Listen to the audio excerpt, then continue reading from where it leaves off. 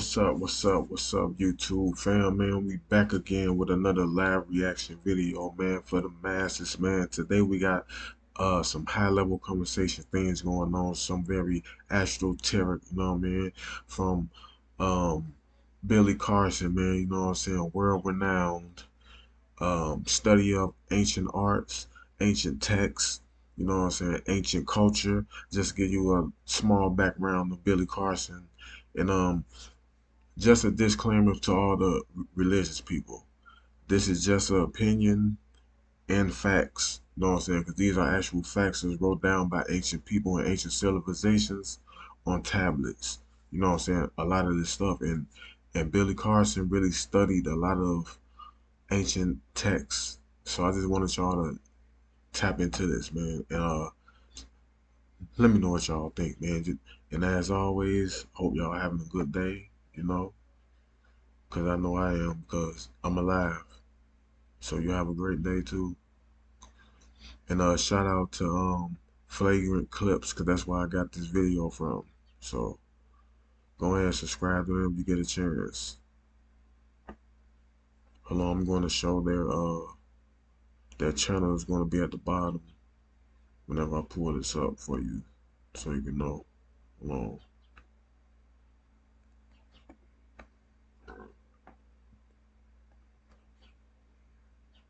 The difference between me and religion is blind faith. Talk off the top of your head, make stuff up, and make people feel good on the inside. Well, it's not the right one. Sorry about that.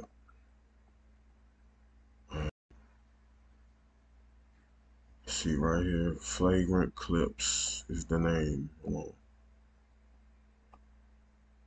on. Right here. Flagrant Clips. Go ahead and tap into their channel when y'all get a chance, man. They be having some good guests on there. Alright.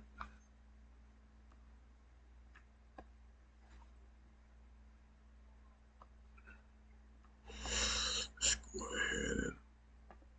go ahead and get this started for y'all. You said that they had doctored the Bible. Mm-hmm. What's the earliest version of the Bible that exists? Yeah. One of the earliest versions is the Ethiopian Bible and the Sinai Bible. Okay, so Ethiopian Bible. Mm-hmm. That's fire.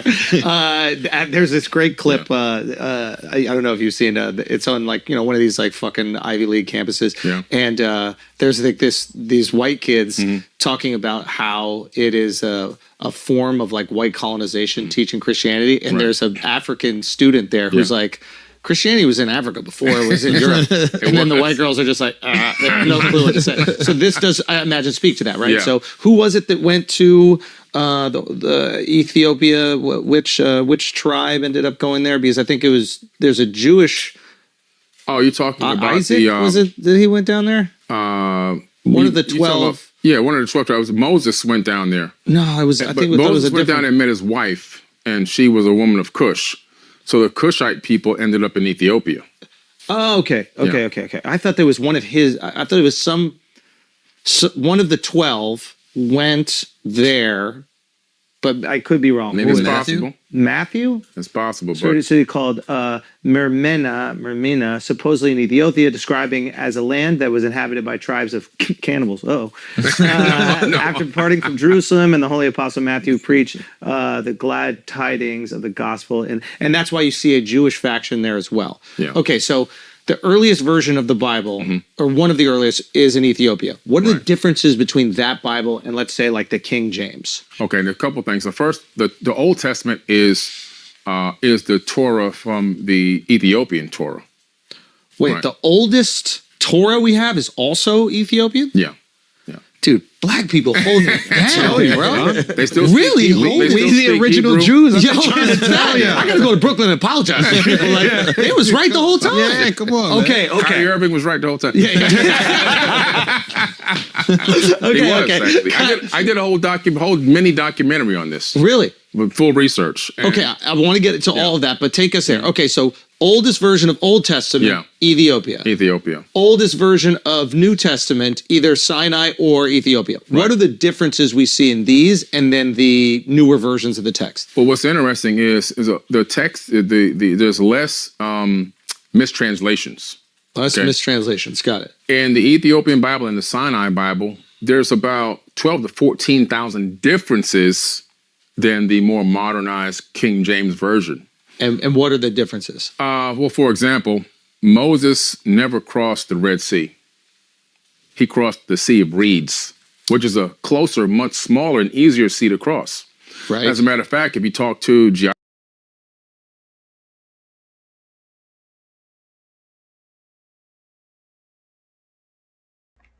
Okay, now I can understand that.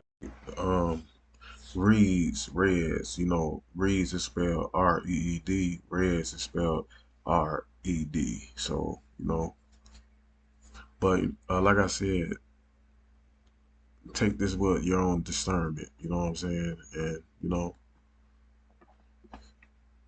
but come at it with an open mind. That's all I ask. Geologists, which like I did, Yeah. you'll find if you do a geological rewind to go back in time with tectonic plate movements, a computer model will simulate that there was an actual tsunami in that area somewhere within that time frame, give or take 100 years or so, which would have easily wiped out that area, completely dried out the Sea of Reeds, and you can walk right across. Then the water would have come crashing back. Wow. But he never crossed the Red Sea. Also, another mistranslation is God. God is not supposed to be singular in the Bible. It's plural in all cases. Gods with an S. Oh, Akash really can't see this. We gotta keep this one. We gotta keep this one. Bleep that. We got multiple gods and reincarnations. He might be on to something. So hold on. So, but you see that in certain languages, like God in Spanish is Dios, not Dio. So that would be gods. Yeah. There's a plurality to it. You know why? But that is Father, Son, Holy Ghost, maybe? No, they just copied it from the ancient texts and tablets. Biting. In the ancient texts and tablets, it's multiple gods. In the Bible, you have the gods are Enlil, and who's also known as Yahweh in the Bible. Yeah. And you also have Amen Ra, the great Amen. He's, when you say the Lord's Prayer, that's Enki's prayer. Our Father who art in heaven, hallowed be thy name, thy kingdom come, thy will be done on earth as it is in heaven. Give us our daily bread, blah, blah, blah. That's Ptah's prayer, who's also known as Enki. Enki. In which religion? In Christianity. Enki is in Christianity. No, he's ancient Sumerian. That's okay. That's Sumerian. And who? And he's an Anunnaki. So you're praying to him. Okay, who? Like I said, do your research, man. For real. Don't just accept something because a lot of people say the same thing. Have your own opinions. Do your own research. I like don't want to go away. I want to learn about the Sumerians because I think that's really important to everything else you talk about. But I just want to learn some more about these differences in the Bible. Because this is always really fun. When you obviously with translation, you're going to find differences when people are explaining the meaning of certain things. I'll give you one big translation that's off. Is they say, well, Jesus was crucified. Whoa. Well, that doesn't exist in the Sinai Bible. What happened? It doesn't exist in the book of Barnabas. He didn't. It's a fire name, Barnabas. I know. He didn't. But they left that out of the Bible on purpose, by accident. So how did they kill him? They didn't kill him. In Harvard Library, there is a book of Jesus' wife at the Harvard Seminary School. And they found that about 8 years ago. Jesus' wife is the Mary Magdalene? Yeah. So she was not actually... They're assuming it's Mary Magdalene. It doesn't specifically say, but we're assumed that it is, which means he probably had kids, and his Merovingian bloodline is still probably walking the land till this very day. Wow. Yeah.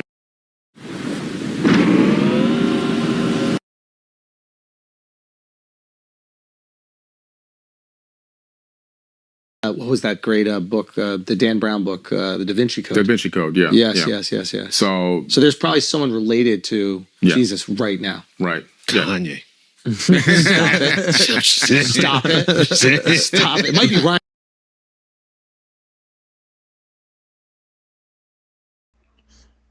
I ain't gonna lie.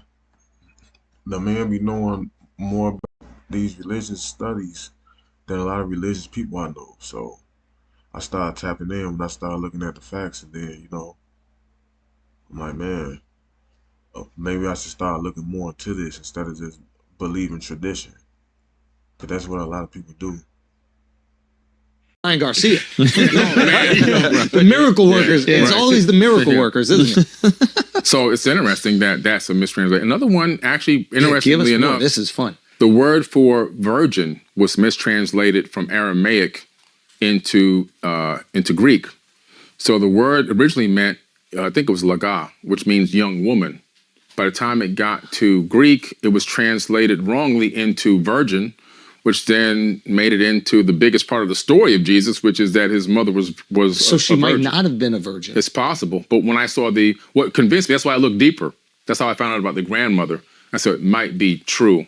But they still use that mistranslated word for that. Maybe they didn't have another word to use. But that's a big mistake, because there's certain parts of the Bible where they use that same word to describe women as being virgins, and they tell men that you have the right to rape them. Jesus. That's in the book of Deuteronomy.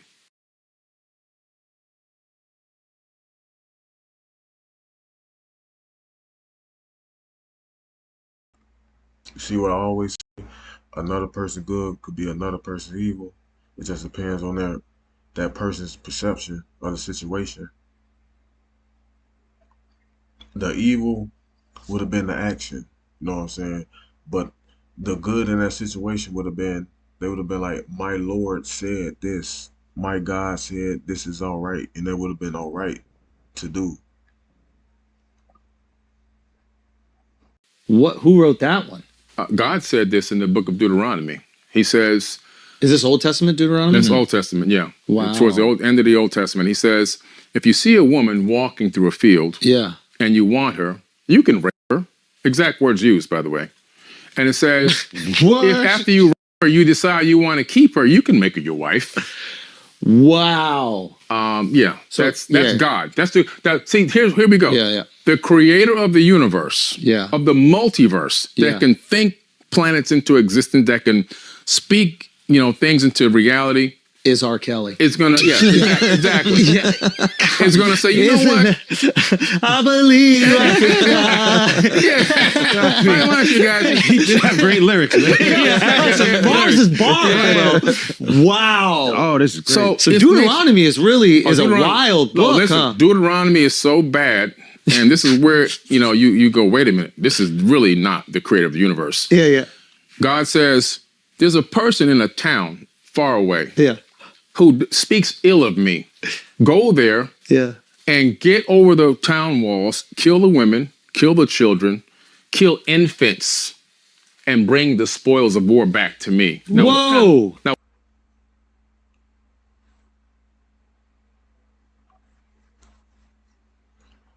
Crusades. And when the spoils got brought back of war,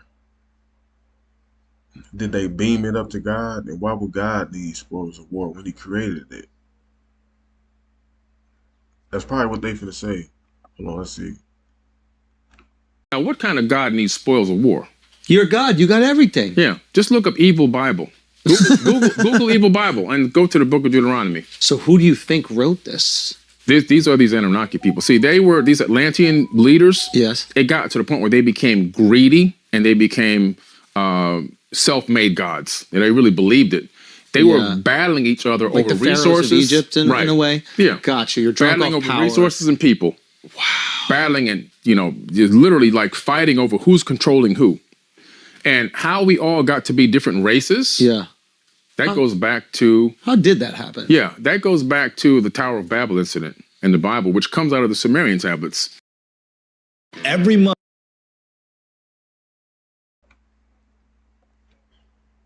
So you religious people, don't get it wrong, man. A lot of those scriptures and Bible writing came from ancient tablets. They just misconstrued the words and whatnot. So what you need to start maybe getting into is like researching those ancient tablets and understanding the real term of those phrases that you praising. You know what I'm saying? But I had actually on a sidebar, I had looked into that the evil Bible, and you know, cause I'm black, so besides the book of Deuteronomy, it had the slavery Bible in there. So I was like, whoa, you know what I'm saying?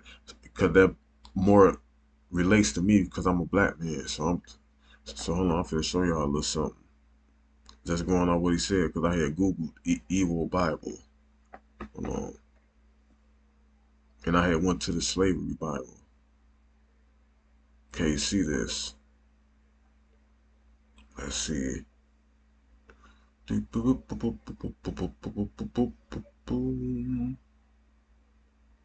Yeah, there's a lot of evil shit up here. It says, I'm just gonna start here. If you buy a Hebrew slave, he is to serve for only 6 years. Set him free in the seventh, and he will owe you nothing for his freedom, right? But check this out. If he was single when he became your slave, then married afterward, only he will go free in the 7th year. But if he was married before he became a slave, then his wife will be freed with him.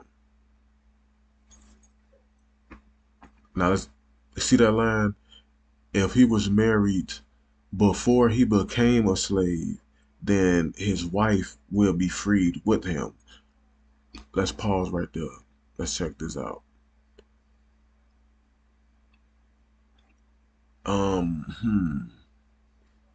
Not allowed to legally marry before the American Civil War. So that would have been impossible because the Supreme Court ruled in 1858 that slaves could not legally make contracts, which means you cannot hold a marriage license. You understand what I'm saying? So that right there makes no sense in itself. So let's get back to it. But if he was married before he became a slave, then his wife would be freed with him. If his master gave him a wife while he was a slave, then they had sons or daughters, then a man will be freed in the 7th year, but his wife and children will still belong to the master. And what type of man is going to leave his wife and children? Like, think about it, man. But the slave may plainly declare, I love my master, my wife and children, and I would rather not go free. If he does this, his master will then present him before God. Then his master must take him to the door and publicly pierce his ear with an awl. After that, the slave will belong to his master forever. Exodus 21:2. So,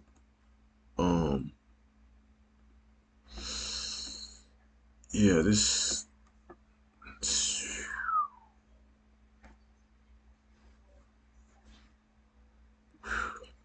fucked up.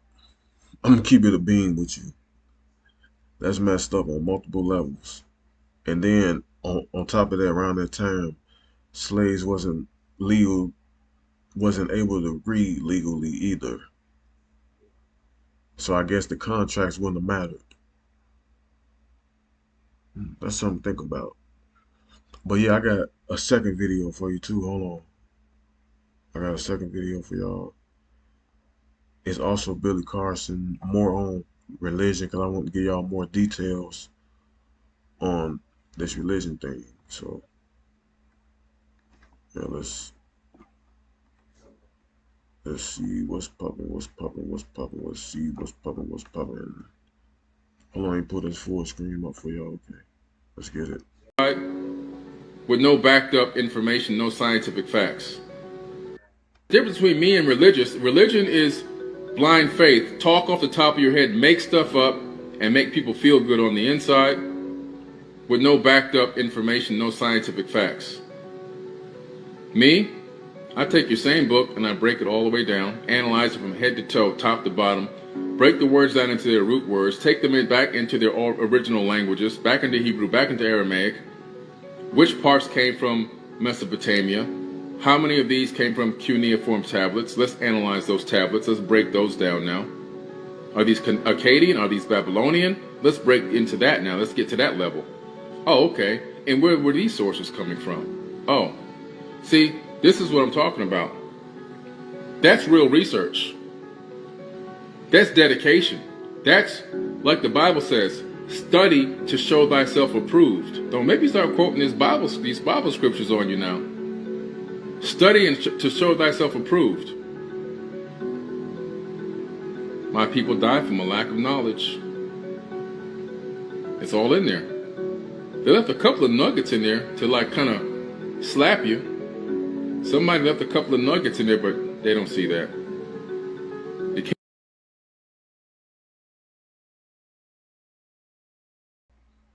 That's why when people tell you to use discernment, you gotta weave your way through all the BS. You know what I'm saying? It's not saying there's anything wrong with the Bible or there's not nothing in there. But if you don't know how to weave your way through all the BS, you'll end up misled.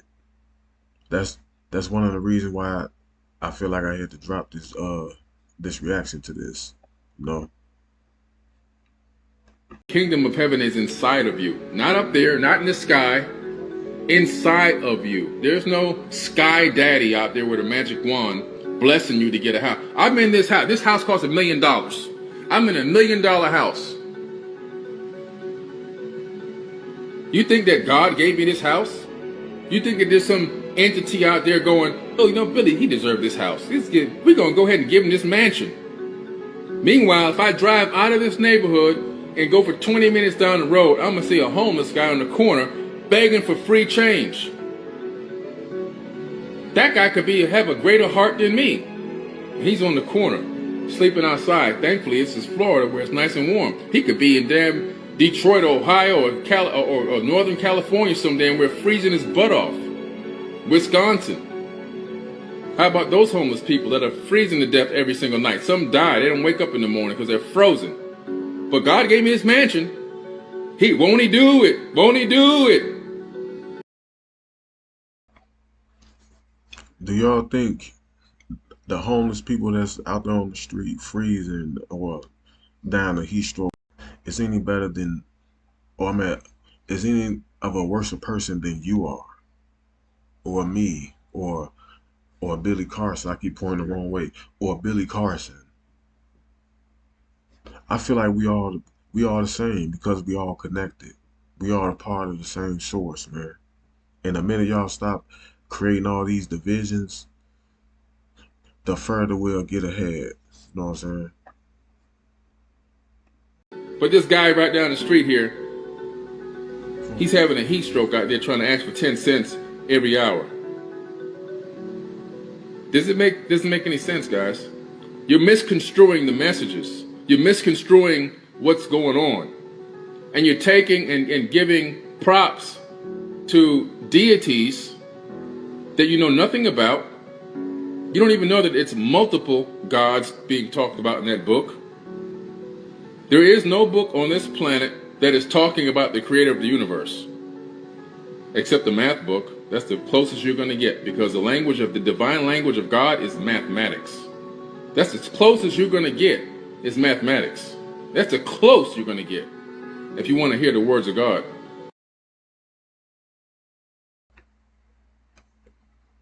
Hey, yo, you know what that reminded me of? Because I'm from the street.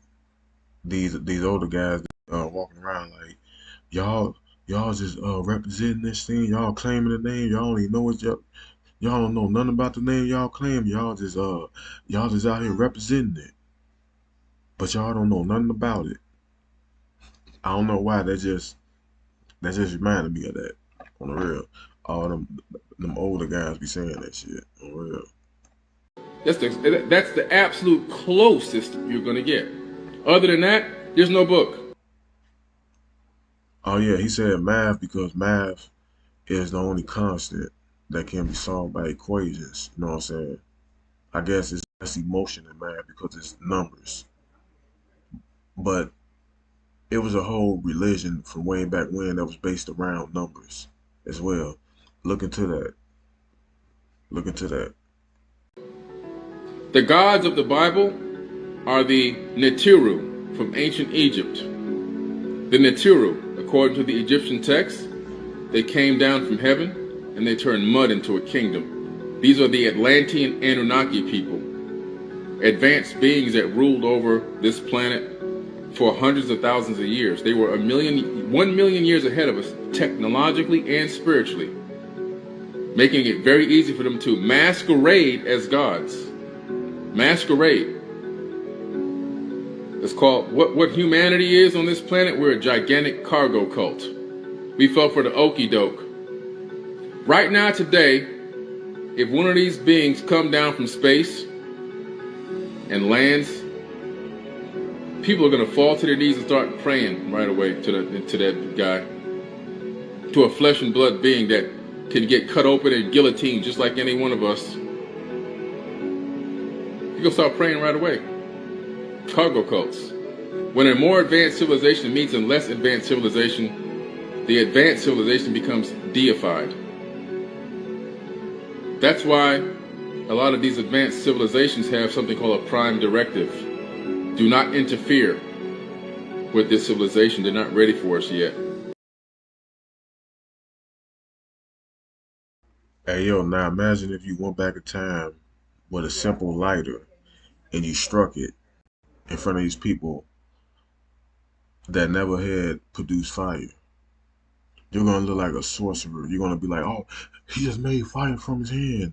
They had to go through all this process to light it with the wood stems and the wood in the forest. You just said, shh, and you produced fire.